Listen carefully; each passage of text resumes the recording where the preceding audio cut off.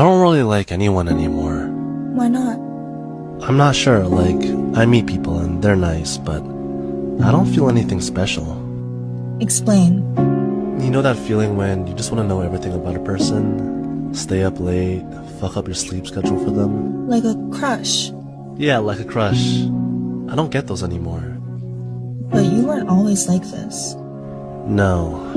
I think after getting disappointed so many times, I put up walls. I was tired of catching feelings just to end up getting hurt. So I stopped getting my hopes up. But now, I just don't like anyone. It could be that you just haven't met the right person. And when the right person does come along, then you'll feel those things again. Or it could just be that I changed. The last time I truly cared about someone, I kinda crashed out. I wished that I would never feel that pain ever again.